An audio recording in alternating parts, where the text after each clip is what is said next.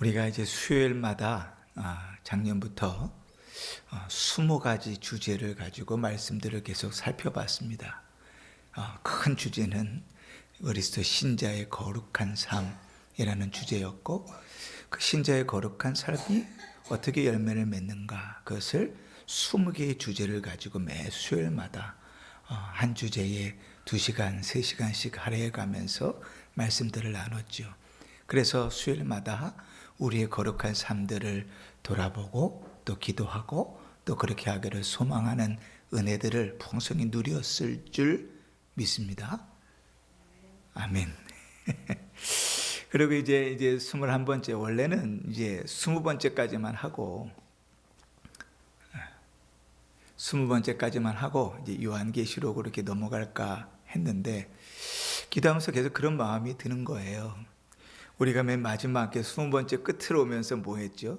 신자의 영적인 퇴보, 그지? 그리고 또 말씀에 대한 유혹, 사탄의 공격, 거의 이것을 10주 가까이 했다고요. 그지? 그러니까 이럴 수 있겠다. 우리가 사단의 공격을 받고 시험이 들고 유혹에 빠져서 영적으로 퇴보하는 건 자명하고, 사실은 어쩌면 우리가 그 영적인 퇴보 가운데, 사단의 공격 가운데 이미 노출돼서 신학이 다 바닥나 있을 수도 있고, 때로는 그 가운데 싸움을 하고 있을 수도 있는데, 문제는 한 10주를 이렇게 쭉 말씀을 이어오다 보니까 이렇게 생각이 들지 모르겠다 싶은 거예요. 아유, 이러다 끝나는 거 아닌가? 이러다 지옥 가는 거 아닌가?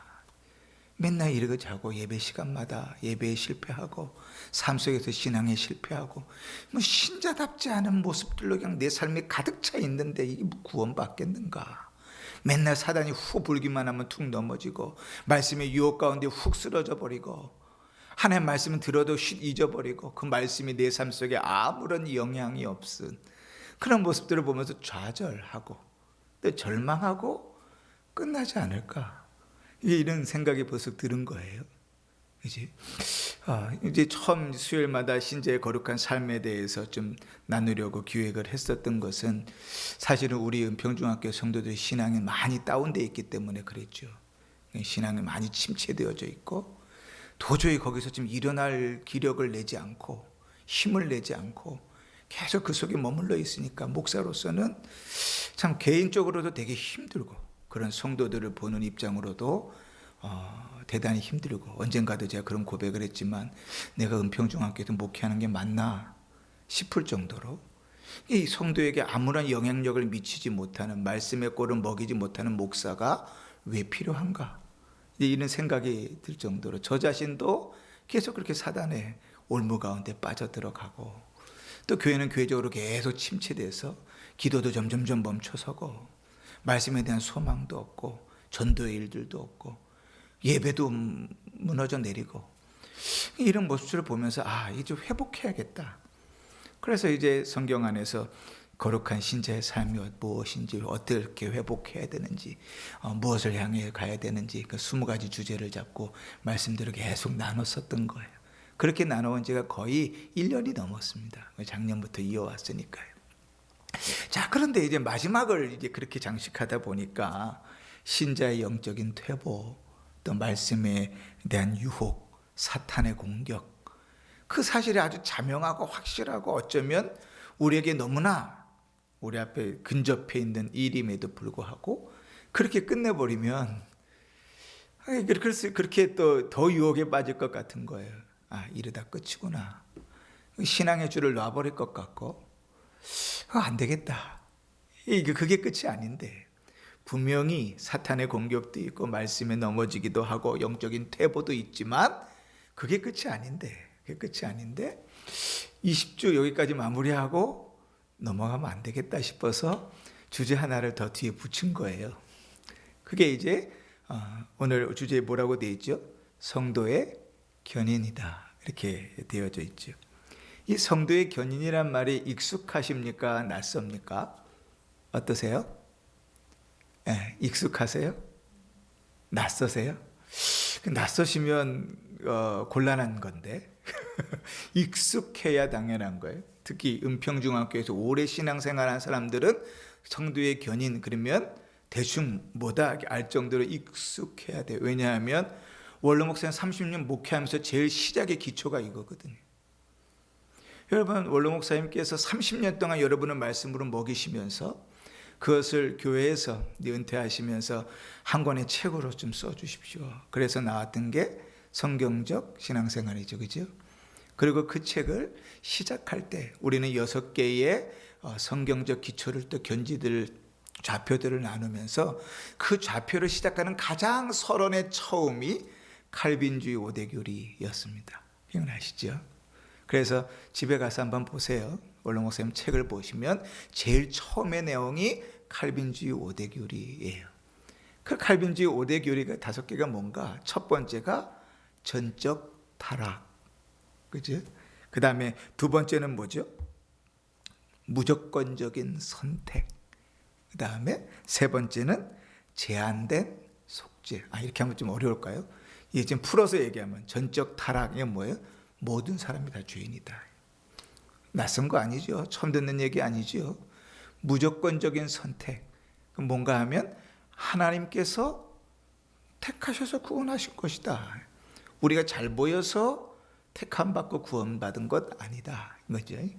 세 번째는 뭐냐면 제한 속죄. 모든 사람을 위해서 그리스도께서 죽으신 게 아니다. 누구를 위해서 죽으셨다고요? 택하신 자들을 위해서만 죽으셨다. 네 번째가 불가항력적 은혜. 하나님께서 우리에게 그 은혜를 베푸실 때 우리는 거부할 능력이 없다.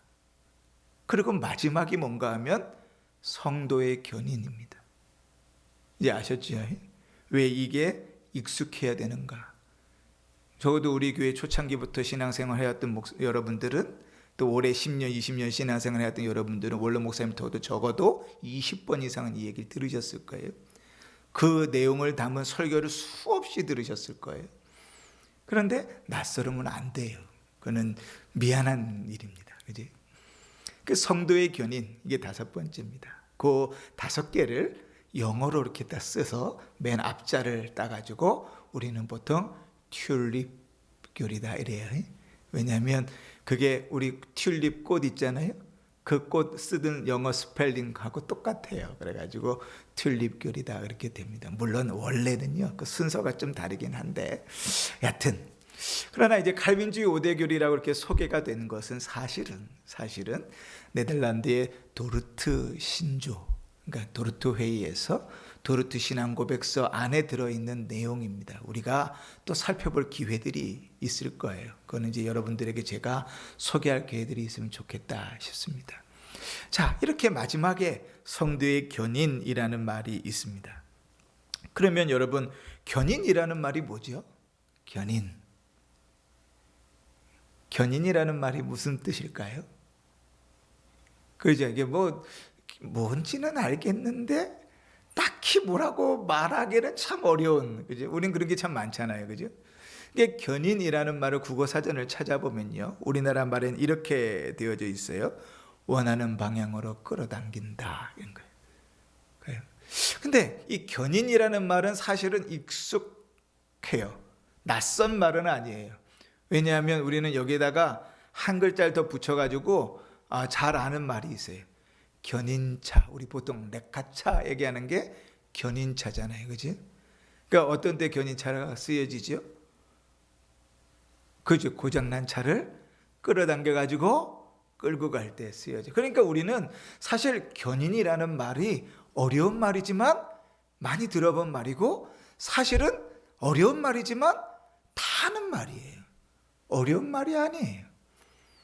그리고 원로 목사님이 설교를 통해서 그 많은 성도의 견인의 내용을 설교로 너무 많이 녹여내셨어요.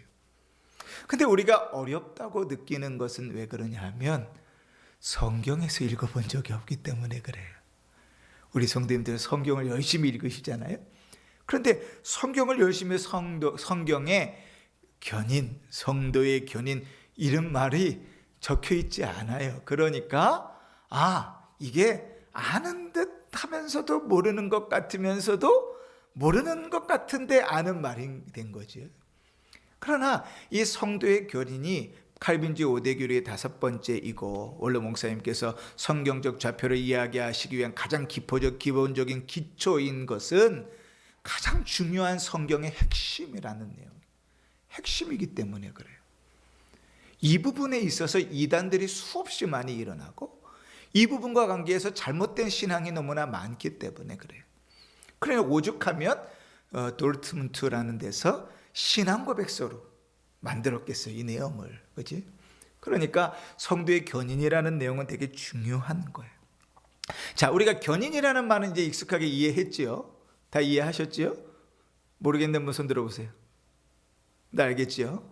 그러면 문제는 뭔가 하면 이게 어려운 일은 성도의 견인이기 때문에 어려운 거예요. 견인이라는 말은 무슨 말인지 알겠어요. 그죠?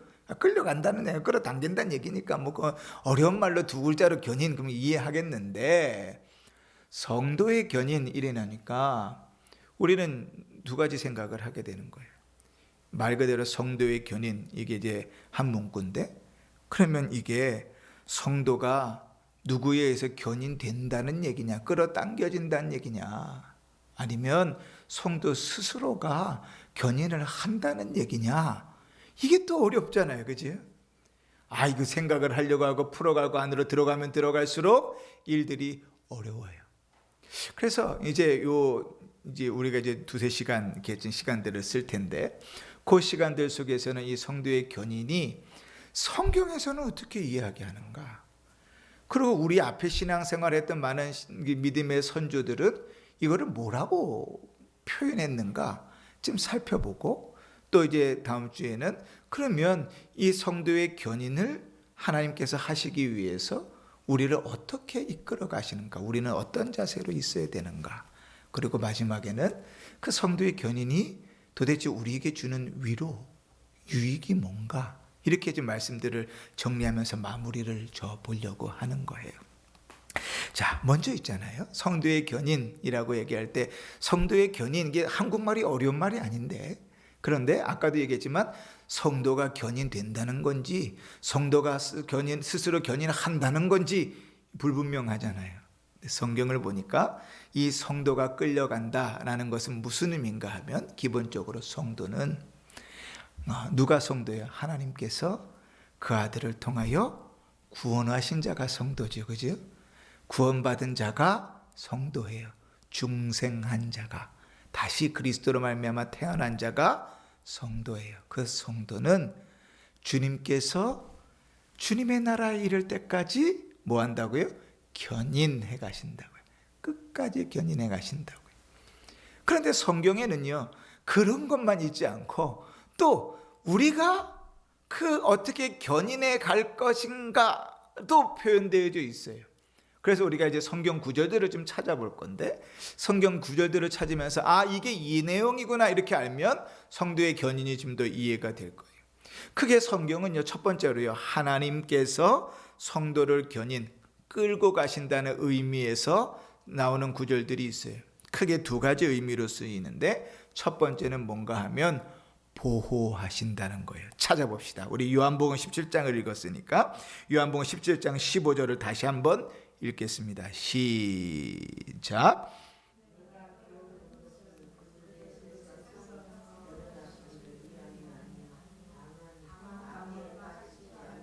보전하시기를 위함이니이다. 아멘. 여러분, 우리가 인생길을 가면서 두려운 이유는 뭐죠? 잘못 갈까봐, 넘어질까봐, 그죠? 실수할까봐, 이게 두려운 거잖아요. 근데 하나님께서 우리를 구원하셨어요. 구원하셨다, 이건 이제 과거에 있는 일인데, 과거에 우리를 구원하셨으니까 이제 우리가 그 구원을 유지해야 된다고 하면, 우리가 지난 몇 주 동안 계속 들었던 것처럼 사탄이 가만두지 않죠. 막 흔들어 놓잖아요. 그렇게 막 흔들어 놓는 일들 속에서 우리의 걱정은 뭐가 되겠어요? 그 구원이 취소되지 않을까, 이 땅을 살아가면서 천국까지 가는 그 길이 멈춰서지 않을까, 이게 걱정인 거죠. 그러니까 성도의 견인, 하나님께서 성도를 견인해 가신다는 것 첫 번째 뭔가 하면, 하나님께서 끝까지 보존하신다는 거예요. 그래서 오늘 주님의 기도 가운데 한 자락이지요. 뭐를 하고 세상에서 데려가시기 위함이 아니요. 뭘 기도하는 거예요? 주님, 예수 믿는 자들 싹 다 죽이셔가지고 지금 천국으로 옮겨주십시오. 할렐루야요. 다 바라는 바예요. 자, 그건 뭐 그러면 안 되죠. 주님이 원하시는 바도 아니고 주님의 뜻도 아니니까, 성경에 따르면. 어찌됐든 주님께서 뭐라 그러냐면 예수 믿은 자들을 싹 죽여가지고 천국으로 옮겨주시기를 바라는 것이 아니라 주님이 바라는 건 뭐예요? 그 구원하신 성도들이 이 땅에 살아가는 동안에 그들이 뭐에서 악에 빠지지 않도록 보호해 주십시오. 우리가 주기도문을 할 때 주기도문은 맨 마지막에 어떻게 끝나죠? 다만 악에서 구하소. 어디서 나오는 기도예요? 주님의 기도라고요. 이 땅을 살아가면서 주님의 그 기도가 우리를 보호하신다고. 하나님은 뒤에도 나오겠지만 하나님 능력이 그렇게 우리를 보호하시는 거죠. 우리 17장 읽었으니까 12절도 한번 읽어볼까요? 12절 시작. 내가 그들과 함께 있을 때에 내게 주신 아버지의 이름으로 그들을 보전하고 지켰나이다. 아멘. 주님께서도 뭐 하셨다고요? 하나님의 자녀들을 보호하시고 지키셨다고요. 그러니까요, 주님이 성도의 견인이라는 건 첫 번째 뭐냐면 하나님께서 보호하신다는 거예요. 근데 여기만 있지 않고 하나 더 있어요. 두 번째, 고린도전서 1장을 찾아보십시다. 고린도전서 1장 쭉 넘기셔서 사도행전 로마서 다음에 고린도전서 1장 8절. 자, 같이 읽습니다. 고린도전서 1장 8절 시작. 주께서 너희를 우리 주 예수 그리스도의 날에 책망할 것이 없는 자로 끝까지 견고하게 하시리라. 아멘. 그냥 보호하는 거에만 머무르지 않고 어떻게 한다고요? 견고해지게 한다고요. 다시 말할게요. 그냥 하나님께서 사단에 넘어지지 않도록 어린아이의 모습으로 두지 않으시고 뭐 한다고요? 점점점 신앙이 자라나도록 하신다고요. 이게 이제 하나님께서 우리를 견인 이끌어 가시는 거예요. 언제까지요? 주님이 마실 때까지, 주님의 나라 갈 때까지. 자, 그러면 이제 우리가 이렇게 생각할 수 있어요. 아, 하나님께서 끝까지 책임지시는구나. 그러니 우리는 그냥 대충 살아도 되겠구나. 예배도 대충 드리고 기도도 뭐 생각나면 하고 성경도 뭐 주일 올 때만 훅 불어가지고 오고, 그지? 그러니까 대충 신앙생활 하면 되겠구나. 아니요. 그러니까 성도의 견인이라고 얘기할 때 하나님이 보존하시고 견고케 하신다고 하면 신자에게 있어서도 성도의 견인이 이루어지는 성경 구절들이 있어요. 자, 우리가 고린도전서 읽었으니까 한 장만 앞으로 넘기셔서 로마서를 보십시다. 로마서 2장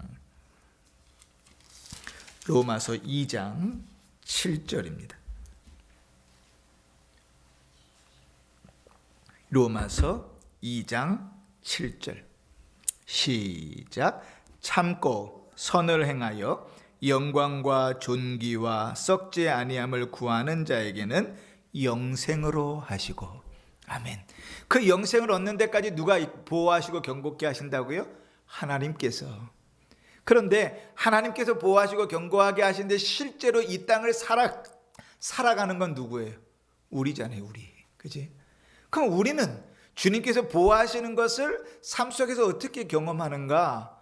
하나님 보호하시니까 신자 예수만 믿으면 어려움도 없고 걱정도 없고 먹을 걱정도 없고 아플 걱정도 없고 입을 걱정도 없고 이래요? 예수 믿으니까 막 하늘에서 돈이 떨어질까? 아이, 그러면 뭐게 안 믿을 사람이 없겠지. 예수 믿으니까 막 하늘에서 먹을 게 막 떨어져요? 뭐 음식 하지 않아도 그냥 떼내면 착각 음식들이 와요? 아니죠. 하나님께서 보호하시고 견고하게 하시는데 여전히 우리는 이 땅의 삶을 살아가죠. 근데 그 땅의 삶들을 구원받은 자로 살아가려고 하니까 이제는 세상의 방식과 세상의 일들이 참 어렵죠. 그렇게 살면 안 되는데, 이렇게 이런 모습으로 살면 안 되는데, 이렇게 하면 안 되는데, 이렇게 생각하면 안 되는데, 그죠? 그 사단은 계속 그렇게 우리를 끌고 가고, 우리는 계속 그런 현장에 있죠. 그런 현장에서 어떻게 한다고요? 참고 인내하는 거죠. 참고. 그 참기만 하면 돼요? 무조건 참기만 하면 돼요? 아니에요. 참고 반대로 뭘 한다? 선을 행한다. 선을 행한다는 말은 뭐예요? 말씀을 따라 순종해서 한다. 성경에서 적어도 선이라고 얘기하는 것은 다 하나님이 원하시는 거니까 하나님 말씀대로 순종해서 하는 거예요. 그러니 신자에게 성도의 견인은 뭐예요? 신자에게 성도의 견인은 하나님께서 끝까지 날 책임지고 끌어가실 테니까 나는 내 맘대로 살아도 되겠다, 아니 뭐 대충 살아도 되겠다, 그게 아니고 더 적극적으로 더 열심히 참고 더 열심히 순종해서 사는 것, 그게 신자의 삶이에요. 하나 더 있습니다. 자, 앞으로 쭉 넘기셔서 누가복음 8장으로 가보십시다. 누가복음 8장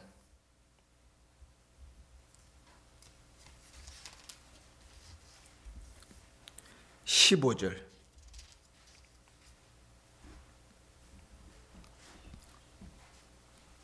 신약성경 104쪽 누가복음 8장 15절 찾으셨죠? 우리 함께 읽습니다. 시작. 좋은 땅에 있다는 것은 착하고 좋은 마음으로 말씀을 듣고 지키어 인내로 결실하는 자니라. 아멘. 성도의 견인, 하나님께서 주님 모시는 그날까지 우리를 끌고 가신다고 할 때 성도에게 당연히 필요한 건 뭐예요? 인내예요. 여러분, 열매를 기다려요. 열매, 결과를 기다리는 사람에게 반드시 있어야 되는 건 인내입니다. 인내가 없이 결과를 기대할 수 없어요. 씨를 뿌린 사람이 거두려면 인내해야 돼요. 그죠? 열심히 노력한 사람이 결과를 얻으려면 열심히 노력하는 과정 속에 인내해야 돼요. 신앙도 마찬가지입니다. 주님께서 끝까지 우리를 인도해 가신다고 할 때 그 인도해 가시는 그곳까지 우리에게 주어지는 삶은 뭐예요? 인내예요. 우리는요, 이 인내라는 말을 대단히 오해합니다. 뭔가 하면 늘 내 맘대로 살고 내가 원하는 대로 살았으면 좋겠는데 그렇게 안 되는 것을 인내하는 걸 말하는 게 아니에요. 한 5천 원 벌었으면 좋겠는데 3천 원밖에 못 벌어서 이 지겨운 세상 내가 5천 원 벌 때까지 참으리라, 이게 아니고, 인내라는 건 뭐냐면 믿음을 따라 살고 말씀을 따라 사는데도 불구하고 주님께서 당하신 것처럼, 주님께서 말씀하신 것처럼 우리의 삶들이 내 생각대로 좋아지지 않을 때, 그지? 믿음으로 살아가면 우리는 늘 뭐예요? 믿음으로 살아가면 만사형통하리라. 이게 우리가 제일 좋아하는 찬송이잖아요. 그죠? 만사형통하, 이게 제일 좋아하는 찬송인데, 여러분, 믿음으로 살아서 내가 원하는 대로 일이 됩니까? 안 돼요.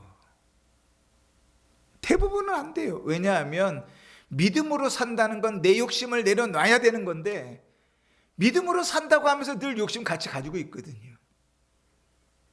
그래서 제가 늘 이제 그 청년들이나 학부모들 설교할 때는 그런 얘기예요. 우리 믿음을 테스트할 수 있는 가장 좋은 기준, 우리가 가장 그 학부모들이 잘하는 거짓말이 뭔지 아냐? 주님, 주의 영광을 위하여 우리 아들이 서울대에 붙게 해주십시오. 그것만큼 거짓말이 없다. 주님, 주님께서 우리 아들을 서울대에 붙여주시면 주님의 영광이 드러납니까? 아니에요. 본인 콧대만 높아져요. 그럼 그게 정말 주의 영광을 위한 것인지 아닌지는 어떻게 보면 아는지 아세요? 서울대에서 떨어뜨렸을 때도 여전히 주님을 찬송하고 기뻐하고 그 마음에 평안이 유지되면 그 사람은 진짜예요. 근데 그런 인생 하나님 반드시 책임지세요. 떨어져도 책임져요. 또 떨어져도 책임져요. 근데 그런 사람을 거의 본 적이 없어요. 떨어지면 교회를 일단 주일을 빼먹고 헌금 한 번 안 내고 부터 시작해가지고 반항하기 시작하는 거죠. 주님, 제가 저 잘 살다자고 저조차고 그럽니까? 주의 영광을 위해서 입으로는 거짓말을 막 공수표 날려대는데 실제로는 뭐예요? 내 영광, 내 자존심 위한 거죠. 주님은 안중에도 없죠. 근데 우리가 그런 기도만 그렇게 하나요? 대부분의 기도를 그렇게 한다고요. 주의 영광이라는 이름을 팔고 내 유익과 내 이익을 챙기려고 한다고요. 그런데 이 땅을 살아가면서 믿음으로 살아가려고 할 때 우리가 당하는 그 어려움들, 환난들, 괴로움들, 그런 일들 속에서 주님이 끝까지 우리를 이끌어 가실 것이니까 우리는 뭐 해야 돼요? 인내해야 돼요. 인내한다는 건 뭐냐면 그 믿음을 더 힘쓰고 포기하지 않는 거예요. 우리의 신앙이 계속 밑으로 나락에 떨어지고 우리의 신앙이 어려워지는 이유는요, 아주 간단해요. 구원을 우습게 생각하기 때문에 그래요. 그래서 많은 사람들이 이렇게 이야기합니다. 싸구려 구원이 되어져 버렸다. 구원의 은혜가 싸구려가 되어져 버렸다.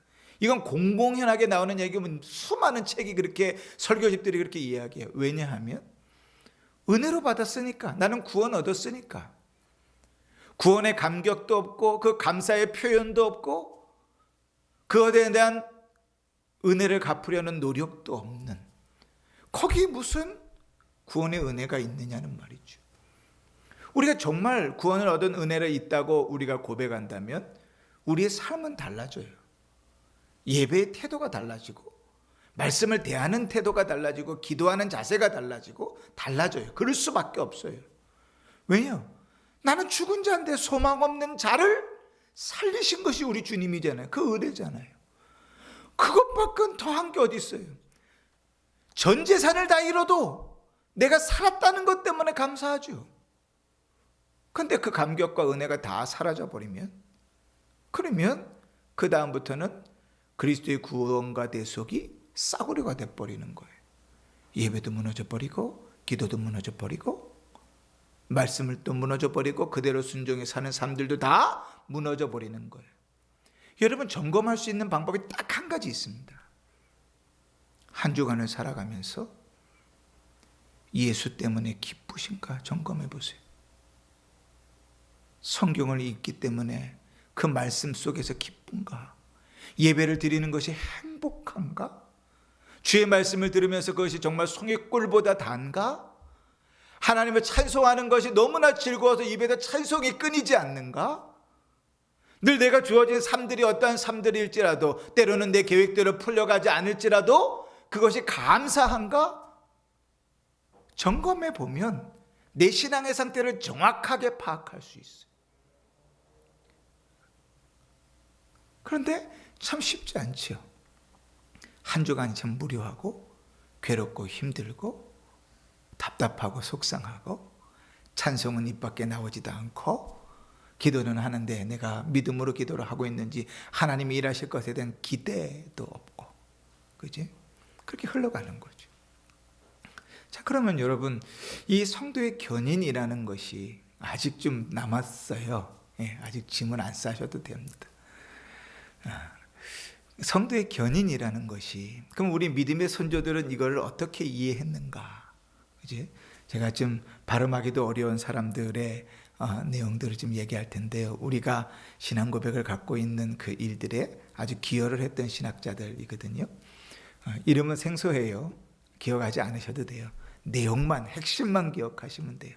제가 쭉 읽을 때 볼레비우스라는 사람이 있습니다. 이 볼레비우스라는 사람은 우리가 나중에 이제 하이델베르크 유리문답을 이제 배울 수 있는 기회가 있겠지만 그것을 같이 만들었던 사람이에요. 근데 그 사람은 성도의 견인을 이렇게 얘기합니다. 성도의 견인은 하나님의 선물이다. 이로써 그리스도의 은혜가 성령을 통하여 칭의되고 성화된 선택받은 자에게 확인되며 그 결과 그들은 결코 완전히 타락하지 않는다. 하나님이 뭐라고요? 선물이다. 여러분, 제일 나쁜 사람이 누군지 알아요? 줬다 뺏는 사람이 제일 나쁜 사람이죠, 그죠? 그러니까 하나님께서 구원의 은혜를 우리에게 줬다가 뺏지 않으세요. 선물로 주어졌으면 그 선물을 끝까지 누릴 수 있도록 하시죠.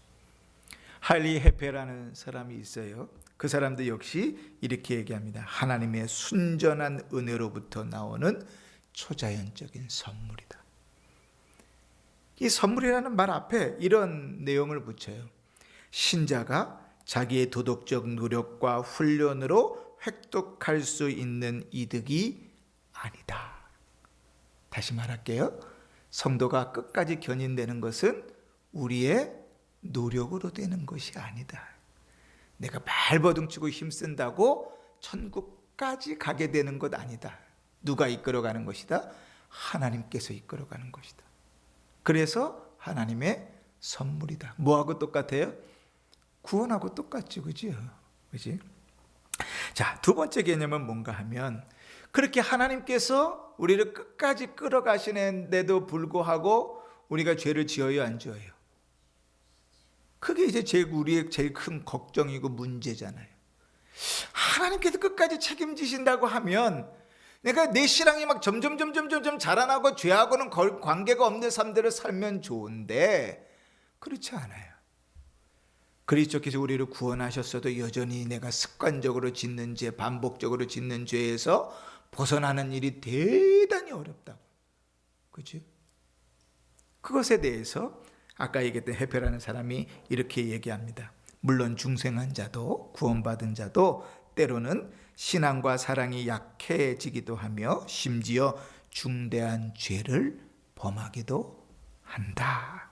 그러나 그가 결코 완전히 사악하고 하나님을 반대하는 의도나 완전히 악한 마음으로 죄를 범하지 않는다. 단지 연약하기 때문에 그러는 것이다. 그러니까 하나님께서 우리를 끝까지 이끌어 가시는데도 여전히 우리는 죄를 짓는구나. 그 얘기는 다시 말하면 하나님 우리를 끝까지 천국까지 이끌어가려 보장하시는데도 불구하고 우리는 여전히 죄와 싸워야 되는구나. 루이스 볼코프라는 이제 신학자가 있어요. 그분도 역시 그 말을 이렇게 표현했습니다. 비록 때때로 악에 정복당하기도 하고 죄에 빠지기도 하지만 결코 그 신분에서 완전히 타락하여 영원한 구원을 획득하지 못하게 되는 일은 없다. 그러니까 어떠한 죄를 지어도 구원이 뭐 되지 않는다? 취소되지 않는다. 사단이 공격하지요. 말씀의 유혹에 빠지지요. 또 우리의 삶들 속에서 뭐 한다 그랬어요? 우리가 영적으로 퇴보하지요. 어디까지 떨어질 수 있냐면 저 밑바닥까지 떨어질 수 있습니다. 우리가 상상하는 그 이상으로 우리의 신앙은 밑바닥을 칠 수 있어요. 그럼에도 불구하고 우리의 구원이 취소되지 않고 끝까지 하나님의 보호하심과 하나님의 견고하게 하심 안에서 유지된다. 이게 이제 은혜인 거죠. 자, 세 번째로 이제 이러한 내용을요.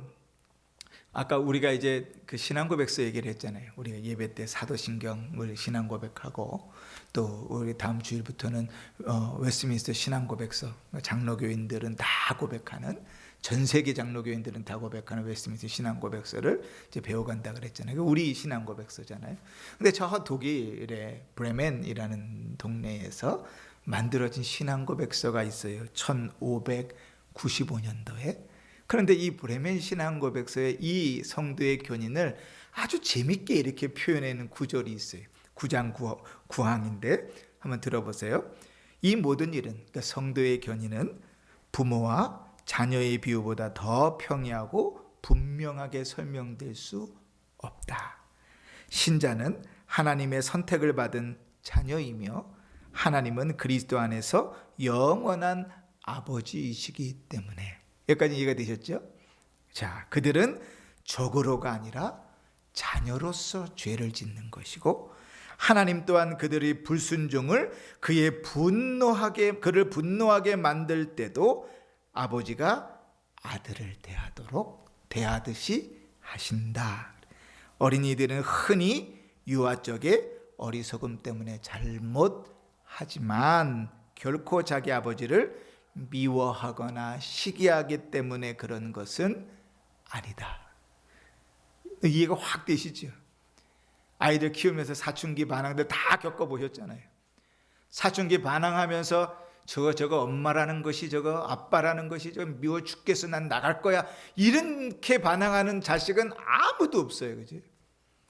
미워하거나 또 시기하기 때문에 하는 것이 아니라 자녀이기 때문에, 어쩌면 때로는 그 아버지의 사랑을 알고 어머니의 사랑을 알기 때문에 반항하는 거죠. 죄를 짓는 거죠.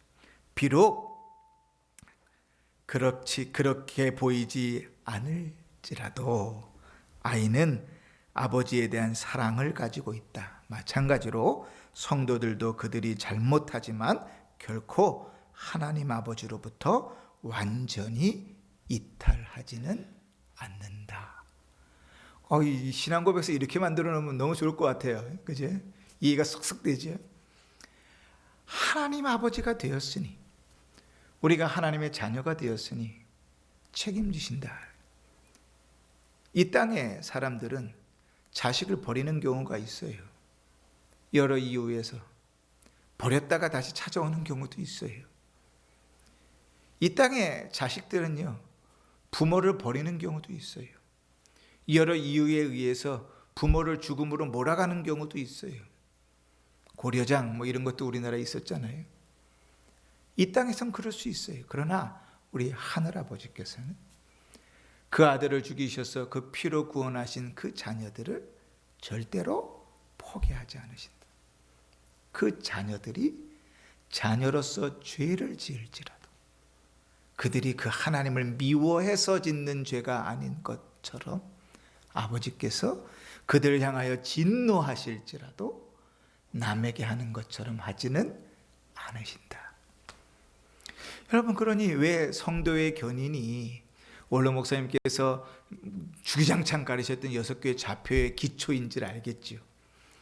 왜 성도를 끝까지 이끌어 가신다는 이 내용이 우리의 이 삶 속에서 계속해서 사단의 유혹을 받고 시험에 빠지고 또 여러 가지 어려움들을 만나는 죄악들 속에서도 우리에게 위로가 되는지는 아시겠죠.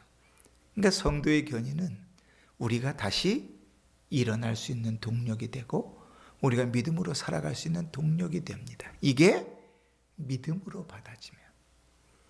우리가 지난 주일날 말씀을 나눌 때 하나님의 섭리 이런 얘기 했잖아요. 요셉이 2가지의 하나님의 섭리를 받다 그랬어요. 첫 번째는 뭐예요? 나를 인도하시는 하나님. 그죠? 근데 요셉은요, 그 인도하시는 하나님을 머리로만 알지 않고 믿으니까요, 그 죽이고 싶은 형들도 다 용서가 되는 거예요. 그럼 믿음의 역사죠. 그리고 요셉은요, 하나님의 생각이 내 생각보다 훨씬 더 크다는 걸 알았어요. 당장 내 가족 먹고 살게 하기 위해서 하나님 구원하신 줄 알았더니 이미 하나님의 계획은 아브라함에게 소개되어졌고 민족을 이루고 하나님의 백성을 만드는 데 있다는 것을 나중에 죽기 전에 알죠. 그죠? 하나님은 내 생각보다 훨씬 더 크세요. 그러니 그의 인생 가운데서 어떠한 경험과 괴로움과 학대를 당했다 할지라도 그게 믿음 안에서 다 해결돼 버려요. 여러분, 이게 믿음이지요. 머리로만 알아서는 우리의 삶 속에 아무런 역사가 없어요. 그런데 하나님께서 그 성도를 견인하신다, 끝까지 책임지신다 라는 믿음은요, 그 믿음 안에 서면 저 신앙의 밑바닥까지 떨어져도 다시금 힘을 내서 일어날 수 있는 동력이 됩니다. 아무리 큰 시험 가운데 넘어졌어도 다시 일어설 수 있는 힘이 됩니다. 그게 주의 말씀이 우리에게 주는 능력이고 역사잖아요. 그러니 여러분, 저는 우리 성도님들이 머리만 커 있는 성도가 되지는 않길 바랍니다. 하나를 알아도 그게 하나님을 향한 우리의 믿음이 되어져서 우리의 삶이 그 안에서 자유롭고 우리의 삶이 그 안에서 능력과 역사를 경험하는 성도들이 되었으면 좋겠어요. 이제 2주 더 우리가 성도의 견인에 대해서 말씀을 나눌 텐데, 이 성도의 견인, 이 마지막 내용들이 우리의 신앙을 일으키는 복되고 귀한 은혜가 있기를 주의 이름으로 축원합니다. 아멘. 기도하십시다.